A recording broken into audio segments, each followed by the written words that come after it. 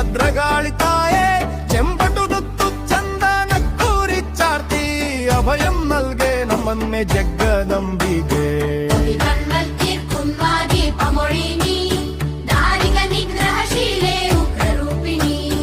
ആശ്രിതർക്കേ ഗണം ആയുരാരോഗ്യങ്ങളിൽ ഗുരുതിയാൽ പ്രീതയായി വാഴുന്നോരമ്മേ